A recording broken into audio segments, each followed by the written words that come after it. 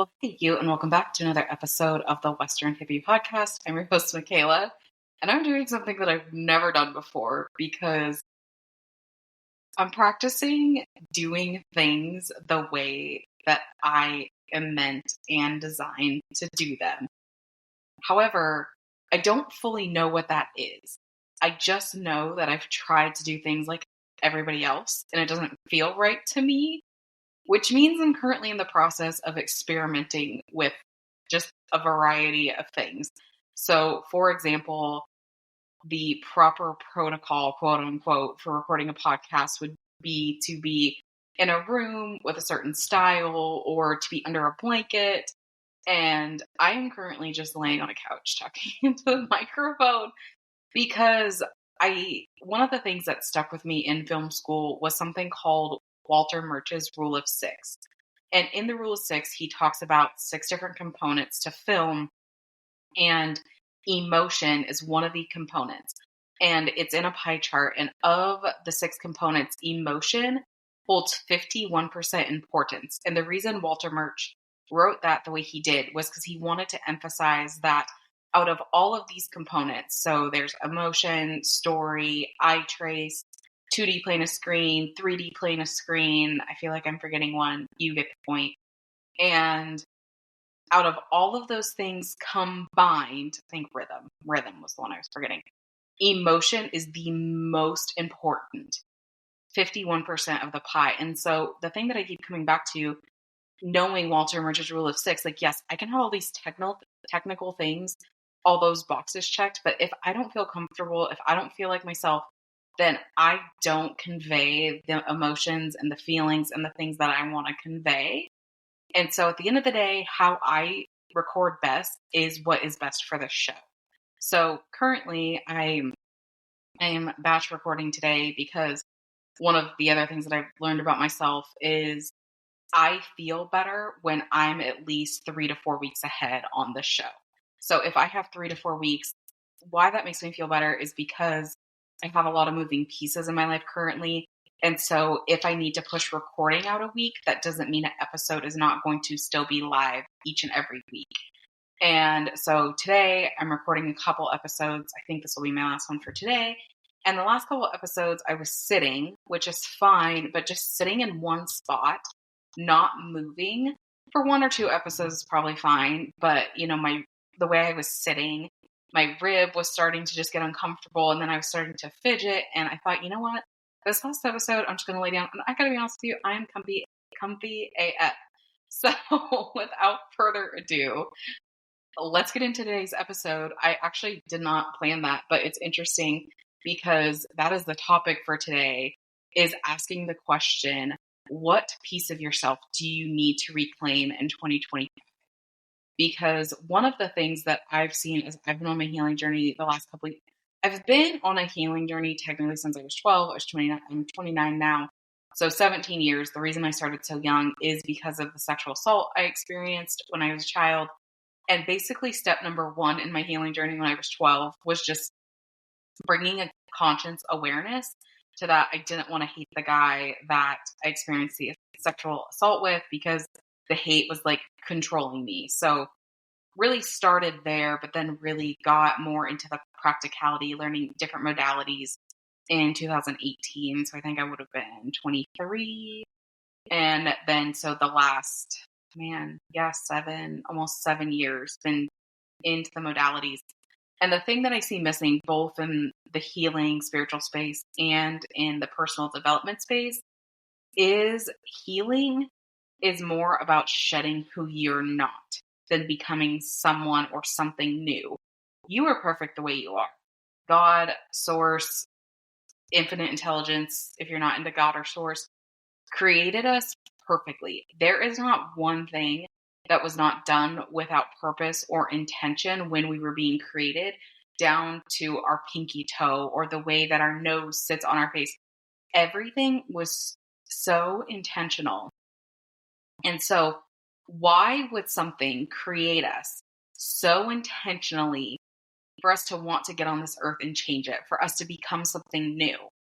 No, we were born exactly as we needed to be. And then we were told it was wrong. So the second question I'm going to bring in is, who were you told before it wasn't okay?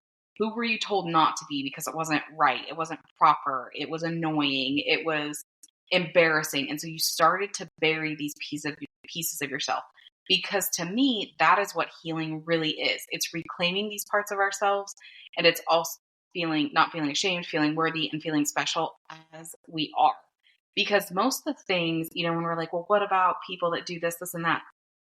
9 times out of 10, it's going to be a trauma response. It's a behavior they need to let go of because it was a trauma response in the first place. They weren't born with that. And that's what I would say about that. So if someone is mean to other people, there's like two things that I would consider. We'll get into that into another episode. But the first thing I would say is that's a trauma response of some sort. They need to deal with the trauma.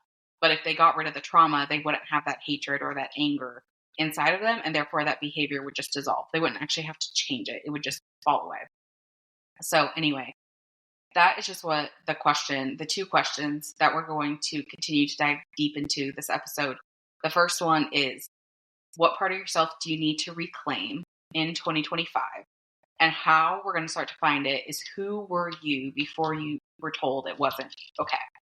So who were you before you were told it wasn't okay? I want you to think back to 5, 6, 7, maybe even 8-year-old you. But at that point, our brain, so between the second trimester of when we're in the womb to 7 to 8 years old, we're just walking subconscious minds.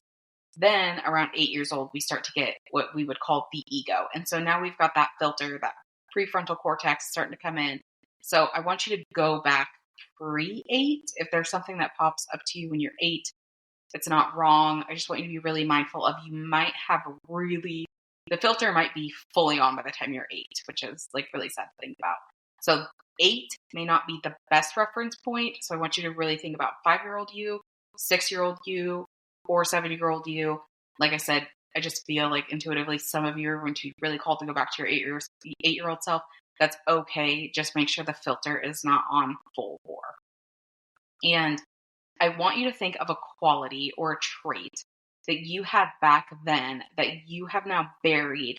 More than likely, it was to make someone around you feel more comfortable or to get approval for the adults around you. And I just want to take a side note and say, you're not wrong for doing this. When we're children, we're solely dependent on the adults around us for survival. So to get our survival needs met, we're just going to start burying things or hiding things or shifting our behavior to get approval because it's a means of survival. You couldn't have done anything differently. It could not have gone any way than the way it did. And so I just don't want you to beat yourself up. We're doing this practice now, and that's what matters. So I want you to go back and go to like a typical day in the life of anywhere of between 5 to 7, 8-year-old you. And I just want you to visualize what a day would be like. So from the start of the day to getting out of bed, going down for breakfast, going to school, coming home from school, your after school activities, any hobbies you liked, anything you love to do. What is something that you can observe about this younger version of you that you have either buried, shifted for approval, or maybe even forgot that it even existed? So this was one minor thing for me. There's a couple of things I can think of, but one minor thing for me is I'm actually very sassy and I'm very blunt naturally. However, people around me didn't like that when I was younger. I was told I have a very soft side to me too. That's what I'm going to reclaim this year. I have a very soft and mothery side to me as well that I have buried.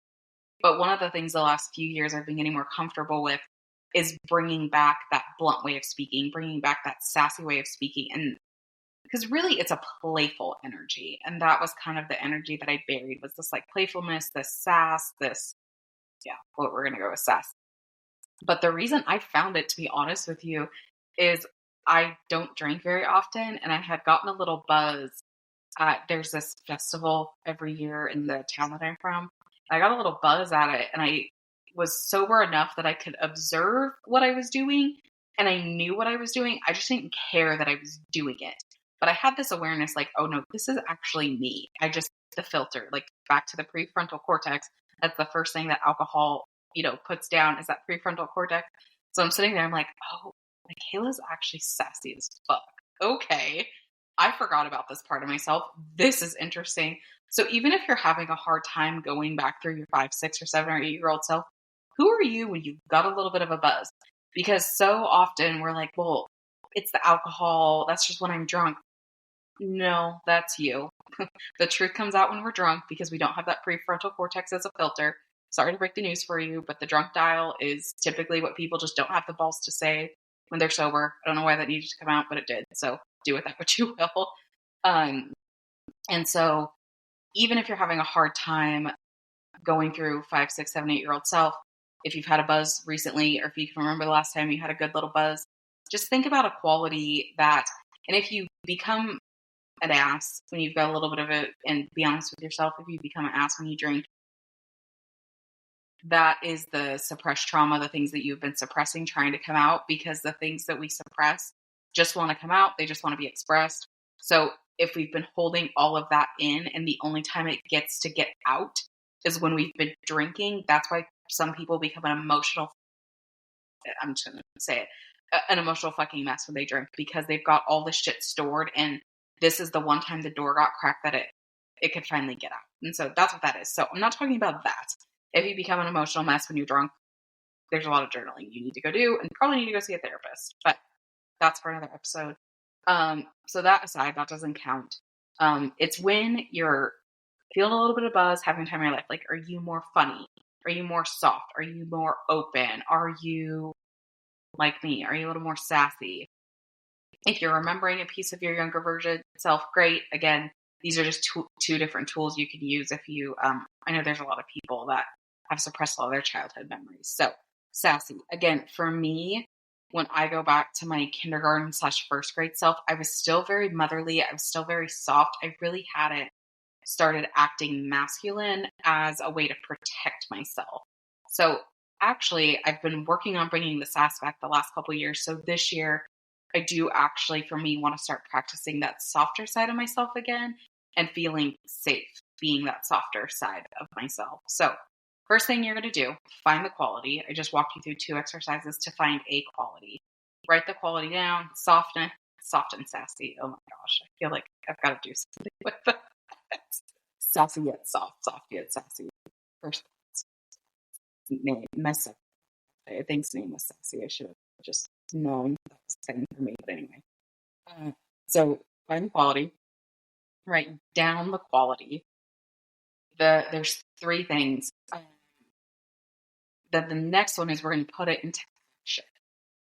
So you already have that quality within you. We just need to reclaim it and bring it back out. So I want you to pull up your phone, open a notes app on your phone, and write the quality in the title of your notes app. So for me, it's soft. And then I want you to write, and this is something you're going to do at the end of your day, the examples of how, this is mine, obviously, replace it with your word, of how I was soft today. So it was like when I pet my dog, when I pet my horse, or when part of the softness for me is kind of that mothering and like nurturing energy.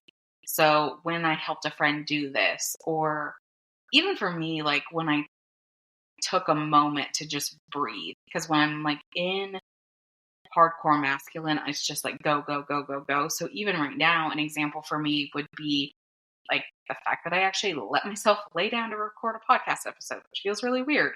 But other than holding the mic in this position, I don't mind it at all. But I keep having to touch the mic because my hand gets tired. So it's a little weird. But anyway, we'll figure it out. We're just practicing. We're getting the reps in.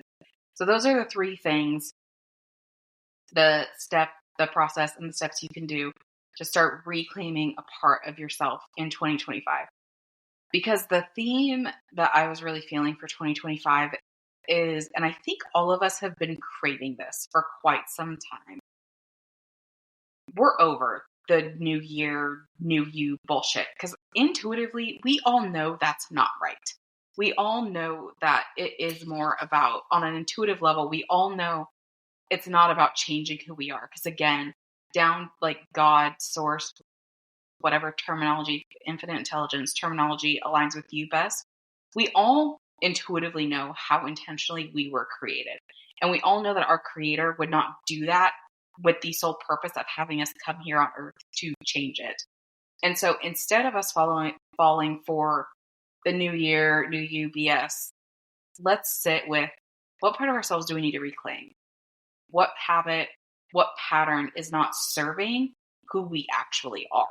Because a lot of times when we incorporate a new habit or a new pattern, it is with the intention to change ourselves. But what patterns and what habits can we incorporate in our life this year that's actually going to help us become more of who we are and less of who we're not, instead of, again, trying to change who we are because we were made so intentionally. So that is the exercise, the action step for helping you reclaim who you are in 2025. I honestly am still practicing and working on just finding this new voice, finding my new style. And so if you have any specific exercises and practices that you want help with, if there's certain issues or ailments you want help working through, it would be so helpful for me if you could email them, Michaela@MichaelaMay.com, or find me on Instagram, Miss Michaela May, and send me a DM, because I would love to hear what you need help with, because that just helps me find topics and make this show as valuable as I possibly can. So if there's something you're specifically struggling with, please reach out. And I'm actually really excited. I'm almost done with the first episode. I've been wanting to do longer form video, like master class style lessons that will go on YouTube with visuals and a slide presentation. The audio file will also come here on the podcast. But so I'm really excited to start doing these longer style teaching sessions, because I really love coming on here and talking to you. And thank you for listening, because it just means so much to me. Like, I still pinch myself that this is something we can all learn how to do. We can all learn how to podcast and, speak into the mic. And it's just an amazing modality that, podcast really helped me out of a dark spot. I left LA film school, moved back up to Oregon, and I was really, really lost. And podcasts really helped me not feel so alone in a time where I really felt alone. And so I really hope that, I get to do the same for somebody else, because it's weird being the black sheep. But anyway, we'll get into that another day.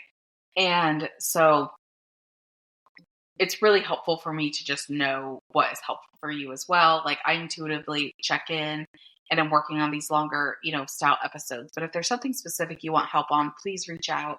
And yeah, just thank you for being here and listening to another episode of the Western Hippie podcast. If you found this exercise helpful, please let me know by leaving a review and sharing. Please share with me what quality came up for you. What are you reclaiming this year in 2025? And what pattern or habit do you want to integrate this year to help you become more of who you are and less of who you're not? With that, I hope you have a great rest of your day. And Willie and I will talk to you next week on the Western Hippie podcast. Take care.